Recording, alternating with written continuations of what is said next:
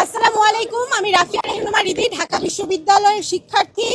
আজকে July August গণ অভ্যুত্থানের পরবর্তীতে শিক্ষার্থীদের রাজনৈতিক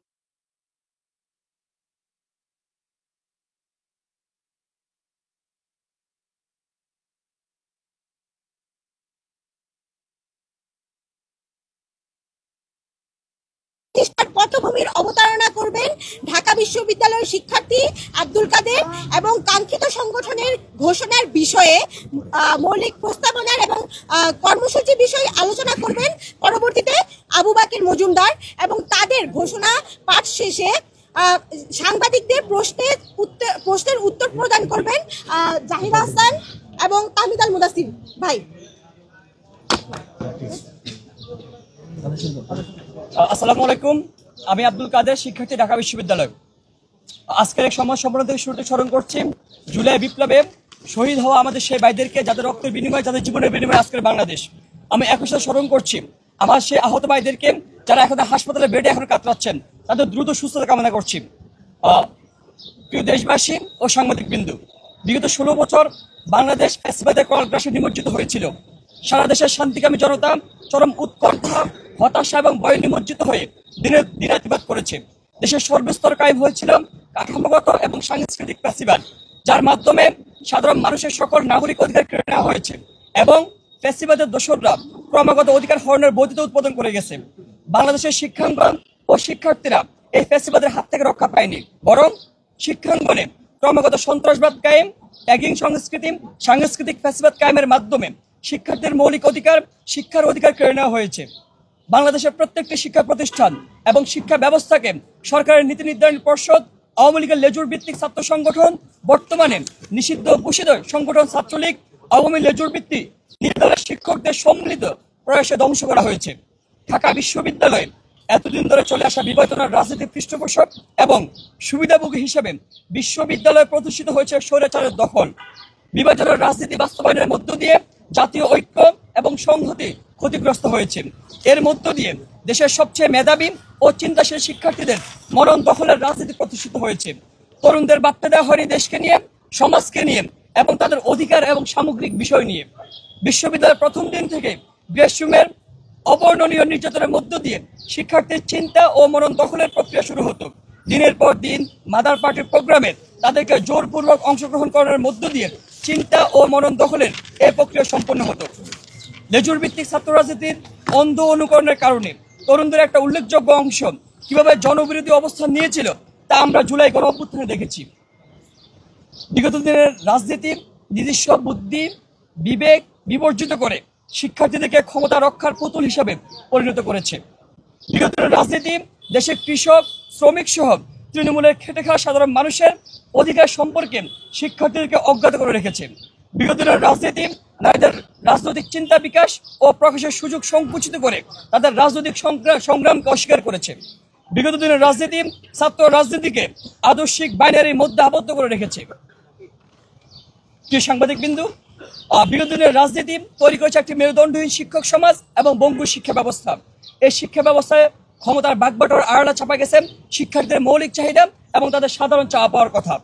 ফ্যাসিবাদকে টিকিয়ে রাখা এই বিগত রাজনীতি প্রত্যাখ্যান করে হাজার শহীদের রক্তের বিনিময়ে নির্মিত নতুন বাংলাদেশ আমাদেরকে এক নতুন রাজনৈতিক বন্দোবস্তের প্রতিশ্রুতি জানান দেয়। অভ্যুত্থানে অংশ নেওয়া ছাত্র সমাজ এই নতুন ধারার ছাত্র রাজনীতি গুরুত্বপূর্ণ একটা অংশ। ছাত্র সমাজের নতুন রাজনীতিকে গড়ে তোলার লক্ষ্যে আমাদের সুনির্দিষ্ট এবং সুপরিকল্পিত প্রস্তাবনার প্রয়োজনীয়তা খুবই জরুরি। সাংবাদিক বিন্দু, প্রিয় দেশবাসী, আমাদের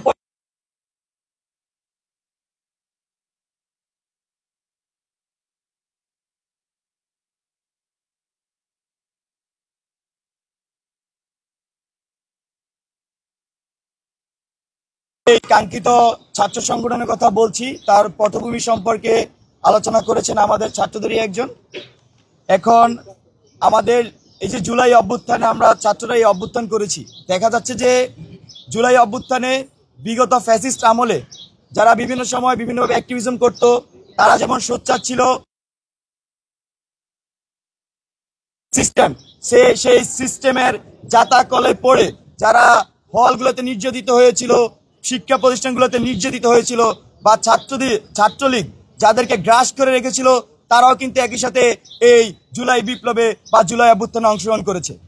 আমরা জুলাই অভ্যুত্থান পরবর্তী সময়ে আমরা দেখছি সকল মতামতে শিক্ষার্থীদের মধ্যে এক ধরনের রাজনৈতিক ঐক্য প্রতিষ্ঠা হয়েছে।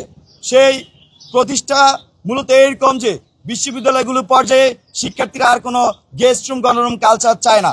বিশ্ববিদ্যালয়গুলোর পর্যায়ে শিক্ষার্থীরা হলের সিট, শিক্ষা প্রতিষ্ঠানের যারা দায়িত্বে থাকবেন তাদের মাধ্যমে চায়।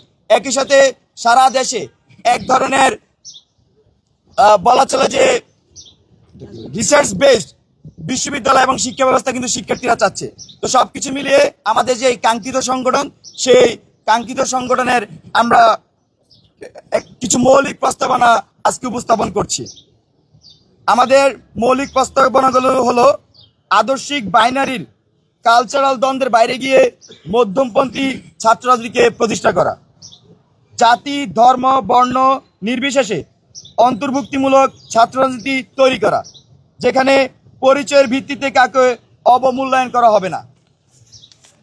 আমাদের জুলাই আগস্ট গণঅভ্যুত্থানের ভিত্তি মূলধারার ছাত্র রাজনৈতিক পরিসরে নারীদের যে অনুপস্থিতি রয়েছে সেটিকে অ্যাড্রেস করে নারীর রাজনৈতিক মানস বিনির্মাণ করা, রাজনৈতিক চর্চার পরিবেশ তৈরি করা এবং রাজনৈতিক ব্যবস্থাকে নারী বান্ধব করে তোলার মাধ্যমে নারী পুরুষে নির্বিশেষে সকলের জন্য সমান সুযোগের সৃষ্টি করা, শিক্ষার্থীদের অধিকার আদায়ের প্রশ্নে আপোষহীন ছাত্র রাজনীতির প্রতিশ্রুতি দেয়া, আদর্শিক বাইনারির বাংলাদেশের সংগ্রাম ও স্বাধীনতার ইতিহাসকে স্বীকার করে এবং 47, 52, 62, 66, 68, 69, 71, 90 এবং 24-এর সকল গণ আন্দোলন এবং ছাত্র জনতার সংগ্রামী চেতনা থেকে ভিত্তি করে ছাত্র রাজনীতি আমরা সক্রিয় করব। ফ্যাসিবাদকালীন সকল শিক্ষা পরিসরে পরিকল্পিতভাবে যে রাজনৈতিক ডিসএম্পাওয়ারমেন্ট করা হয়েছে এবং গণতান্ত্রিক ব্যবস্থার শিক্ষার্থী সংসদ কাঠামোকে অকার্যকর রাখা হয়েছে, নতুন রাজনীতিতে শিক্ষা প্রতিষ্ঠানগুলোতে শিক্ষার্থী সংসদ কাঠামো পুনর্বহালের সর্বোচ্চ গুরুত্ব আরোপ করা হবে। প্রিয় সাংবাদিক বৃন্দগণ, আমাদের আরেকটি প্রস্তাবনা ছাত্র নাগরিক সংহতি রক্ষার মধ্যে দিয়ে ছাত্র নাগরিক অধিকার প্রতিষ্ঠা ও সংরক্ষণে আমরা